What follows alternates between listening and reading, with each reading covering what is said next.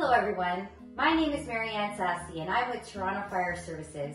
Today I'm going to be doing a reading for you of a book called No Dragons for Tea, which is a great children's story that teaches children all about fire safety. So let's get started. No Dragons for Tea. On a warm sunny day at the end of last week, my mom and I went for a walk to the creek as I raced down the hill in my little red wagon. I veered to the left and smacked into a dragon. I suppose he could see there was fear in my eyes as I jumped to my feet, quite filled with surprise. He sleepishly grinned and stepped out of the way, but he seemed so polite, so I asked him to play. He had a cute bear with some other toys too.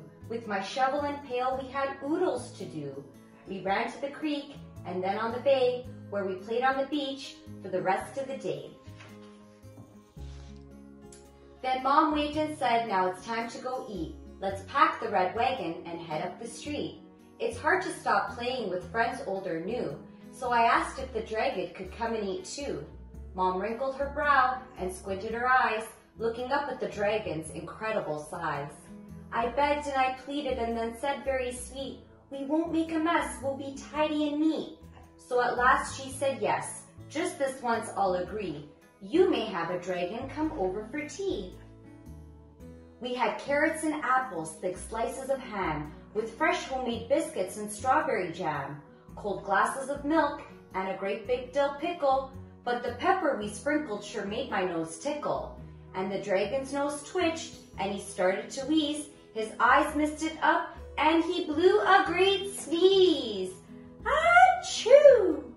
Well, we all know what happens when dragons achoo. Flames shoot from his mouth and from both nostrils too.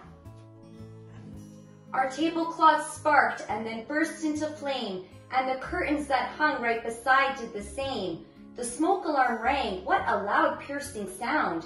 It meant get out fast, so I dropped to the ground. The room filled with smoke as I crawled on the floor and started to make my way to the front door. The dragon got scared and decided to hide, but I knew where there's fire, we must go outside. I grabbed his thick tail and with one mighty tug, I pulled that big dragon from under the rug. I crept down the hallway and said, follow me. I know the way out, we must meet by the tree. So the mom and the dragon and I all met there. Then the silly old dragon went back for his bear. We ran up and caught him and wouldn't let go and said, listen dragon, here's what you should know. Don't ever go back, that just will not do. We can get a new bear, but we can't replace you.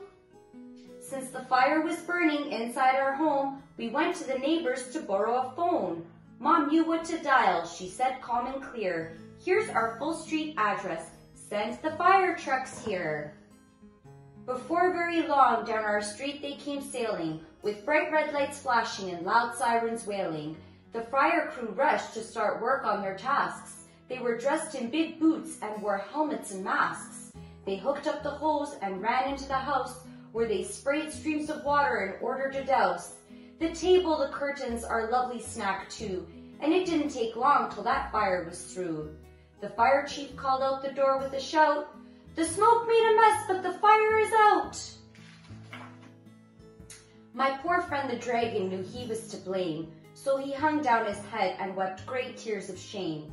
One of the fire crew said, don't be sad, you knew what to do, and of that we're quite glad. You all got out safely, that's what really matters. Then she took us to see the big pump truck and ladders. The dragon put on a shiny red hat, and I asked to see where the fire crew sat. She showed up the siren, the hoses and the lights, and the ladders they climbed to reach higher heights. The rest of the fire crew checked all the rooms, while a fan in the door blew out gray smoke and fumes. Then the dragon and we sat down for a while. I reached up and hugged him, he gave me a smile. The next time the dragon and I want to play, we'll pack up a picnic and go to the bay. We are friends tried and true, the best we can be, but I'll never again invite a dragon for tea. The end. Thank you all so much for joining me. I hope you enjoyed the book. Please remember to test your smoke alarms once a month Have your home escape plan with your family, and don't forget about your family meeting place. Stay safe, everyone.